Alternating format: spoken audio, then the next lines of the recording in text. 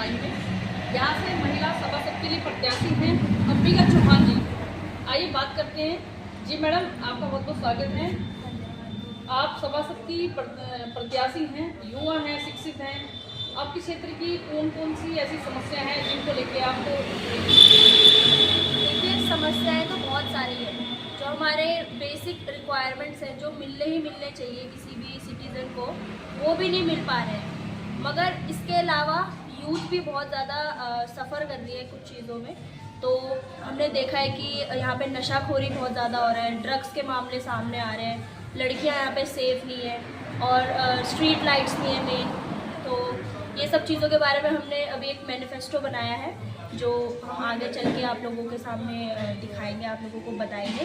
तो समस्याएं काफ़ी हैं। यहाँ पे कूड़ा घर की भी समस्या है, यहाँ पे बारात घर नहीं है, और यहाँ पे जो कृषि विभाग में हैं लोग, जो किसान हैं, उनके लिए जल की समस्याएं हैं काफ़ी। तो समस्याएं तो बहुत सारी है, मगर हम लोगों ने सोचा कि अगर हम लोग आएंगे और जीतेंगे तो हम लोग इस समस्या को मिलके सॉल्व करेंगे। सभासद बनने के बाद आपका पहला जो कार्य जिसको आप प्रमुखता देना चाहेंगे, मतलब मुख्य जो काम रहेगा वो क्या रहेगा? मेन मेरा मोटो है कि मैं पहले वुमेन की सेफ्टी के लिए कुछ करूं, क्योंकि महिलाएं काफ़ी है हमारे क्षेत्र में। तो उनको पहले मैं चाहती हूं कि वो सेफ फील करें हमारे क्षेत्र में, और सब तो चीज़ें होती रहेंगी। हमारे साथ अंबिका चौहान जी, जो कि सभासद की प्रत्याशी हैं, उनके पिताजी हैं। बात करते हैं सर से। सर, आपका बहुत बहुत स्वागत है। आप अपनी बेटी को सपोर्ट कर रहे हैं राजनीति के लिए, क्या कुछ आपके विचार हैं? देखिए, सबसे पहले मेरा नाम निरंजन चौहान, मैं पूर्व सैनिक हूँ और यहाँ पे पछुआ दून का अध्यक्ष भी हूँ। और मैं लगातार 2017 से जब रिटायर आया था, मैं लगातार यहाँ पे क्षेत्र में देख रहा हूँ कि हमें सामाजिक कार्यों में कैसे आगे बढ़ना है, कैसे लोगों की हेल्प करनी है, वो सब चीज़ें हम कर रहे हैं यहाँ पे। जैसे आपने अभी बताया कि आप कैसे सपोर्ट कर रहे हैं, तो आज के दिन में आप सभी लोगों ने देखा है कि राजनीति व्यवसाय बन चुका है। राजनीति व्यवसाय बनने के कारण हम लोग खड़े हुए हैं, और हमने अपनी बिटिया को खड़ा किया है, जो कि ग्रेजुएट है, पढ़ी लिखी है।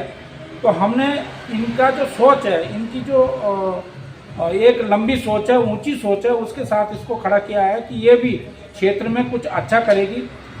क्योंकि आज राजनीति का जो व्यवसायीकरण हो चुका है, इसको तोड़ना है तो नौजवानों को आगे लाना पड़ेगा हमें। और मोदी जी का भी ये सपना है कि नौजवानों को आगे आना पड़ेगा, पढ़े लिखे बच्चों को आगे आना पड़ेगा, तभी जाके ये राजनीति अच्छी हमारे देश में हो सकती है।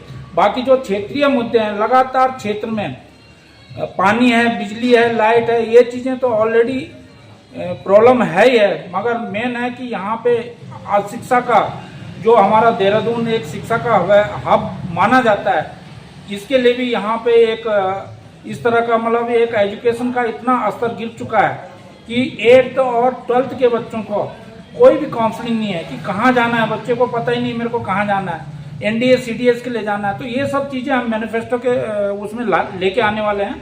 आप सभी सम्मानित जनता के सामने रखने वाले हैं कि हम क्या क्या इस क्षेत्र में करने वाले हैं।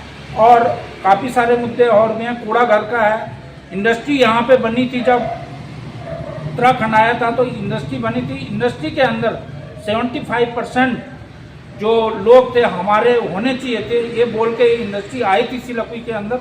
लेकिन आज 25% हमारे देवभूमि के लोग यहाँ पे स्ट्रगल कर रहे हैं, और हमारे लिए कोई रोजगार का फिक्स प्रावधान नहीं है।